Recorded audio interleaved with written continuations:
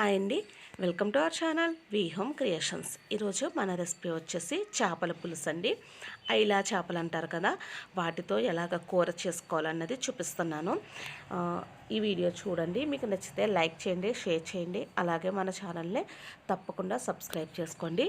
ఇప్పుడైతే ఈ కూర ఎలా చేసుకోవాలో ప్రాసెస్ చూసేద్దాం. ముందుగా స్టవ్ ఆన్ చేసి ప్యాన్ పెట్టుకున్న తర్వాత ఆయిల్ వేసుకుందాం. నాన్ వెజ్ కదా, మనకి ఆయిల్ కొంచెం ఎక్కువే పడుతుంది. వేసుకున్న తర్వాత ఒక 5-6 పచ్చిమిర్చిని ఇలాగ పొడవుగా చీల్చుకుని ఫ్రై చేసుకుందాము. 1 నిమిషం పాటు ఇవి ఫ్రై అయిన తర్వాత ఇప్పుడు ఇందులో ఆనియన్స్ని కూడా యాడ్ చేసుకుందాము. ఇవి ఆనియన్స్ని కూడా ఫ్రై చేసుకుందాం. కొద్దిసేపు కొంచెం మగ్గిన తర్వాత ఒకసారి లిడ్ పెట్టుకొని ఫ్రై చేసుకుందాము. చూసారు కదా, కొంచెం మగ్గాయి. ఇప్పుడు ఇందులో మనం టమాటాలను కూడా యాడ్ చేసేసుకుందాము. ఒక చిన్న టమాటా వేసుకుంటున్నానండి. వేసుకున్న తర్వాత ఒకసారి మొత్తం బాగా కలుపుకొని లిడ్ పెట్టుకొని 1 నిమిషం పాటు వీటిని మగ్గనిద్దాము. ఇవి కొంచెం మగ్గిన తర్వాత ఇప్పుడు ఇందులో 1½ స్పూన్ అల్లం వెల్లుల్లి పేస్ట్ వేసుకుందాము. వేసుకున్న తర్వాత ఇది పచ్చివాసన పోయేంత వరకు ఫ్రై చేసుకుందామండి. ఈ అల్లం వెల్లుల్లి పేస్ట్, టమాటా, ఆనియన్స్ అన్నీ బాగా మగ్గిన తర్వాత ఇప్పుడు ఇందులో కొద్దిగా పసుపు కొంచెం ఎక్కువే పడుతుంది, నాన్ వెజ్ కదా. 1 స్పూన్ కారం, టేస్ట్కి తగ్గట్టుగా సాల్ట్ వేసుకుని చక్కగా ఫ్రై అయ్యేటట్టు వేపుకోవాలి. ఇది బాగా ఫ్రై అయిన తర్వాత ఇప్పుడు మనం చేప ముక్కల్ని ఇందులో యాడ్ చేసేసుకుందామండి. ఇవి 1 బై 1 అన్నీ చక్కగా యాడ్ చేసేసుకుందాము. యాడ్ చేసుకున్న తర్వాత లిడ్ పెట్టుకొని ఒక్కసారి మగ్గనిద్దాము. ఈ లోపుగా మనం చింతపండుని నానబెట్టుకుందామండి. చూసారు కదా, ఒకసారి ఒక 1/2 నిమిషం పాటు ఇవి మగ్గిన తర్వాత ఒకసారి లిడ్ తీసేసి వీటిని జాగ్రత్తగా కలుపుకుందాము. గరిటతో ఇష్టం వచ్చినట్లుగా తిప్పకూడదు, ఇవి చేపలు కదా విడిపోతాయి. అందుకని ఇలాగే నేను చూపించిన విధంగా ఒకసారి కలుపుకున్న తర్వాత వీటిలో చింతపండు పులుపుని యాడ్ చేసేసుకుందాం. ఇప్పుడు చూసారు కదా, ఒక చిన్న నిమ్మకాయ సైజ్ అంతా పులుపు చింతపండు తీసుకుంటే సరిపోతుందండి మనకి. మీకు కావాలంటే ఒకసారి ఈ టైంలో చెక్ చేసి కూడా మీరు యాడ్ చేసుకోవచ్చు. చూడండి, చక్కగా మధ్యలో గరిటె పెట్టుకుని ఈ రకంగా కలుపుకోవాలి. ఇప్పుడు చింతపండు పులుపుని యాడ్ చేసేసుకున్నాం కదా, నాకు ఈ పులుపు సరిపోతుంది, అందుకే ఇంకా ఎక్స్ట్రా వాటర్ యాడ్ చేసుకుంటున్నాను. అయిపోయిన తర్వాత పైన లిడ్ పెట్టేసుకుని దీన్ని కుక్ అవనిద్దామండి. చూసారు కదా, మనం వేసుకున్న వాటర్ బాయిల్ అవటం స్టార్ట్ అయింది.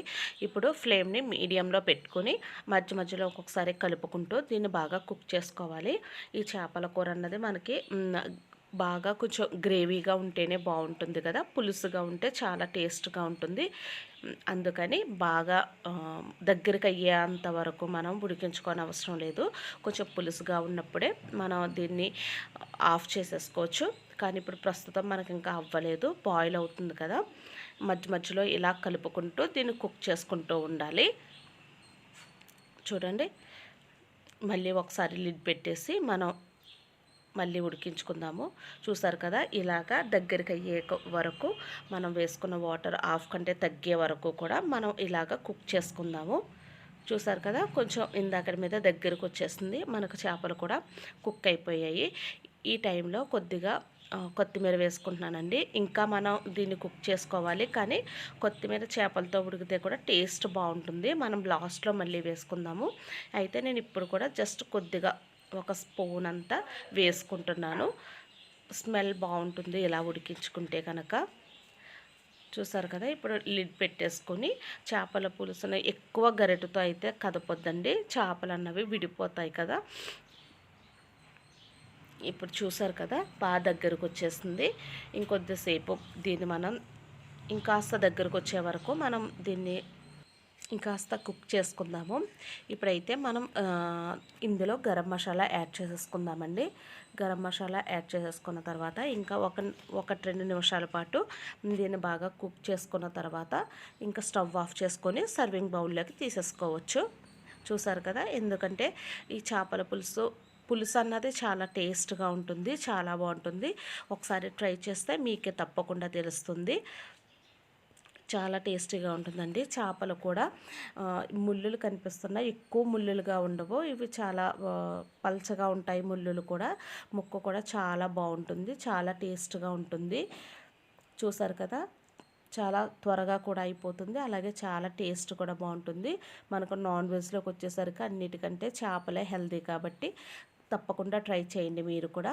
ఈ రెసిపీ నచ్చినట్లయితే లైక్ చేయండి, షేర్ చేయండి, తప్పకుండా మన ఛానల్ని సబ్స్క్రైబ్ చేసుకోండి.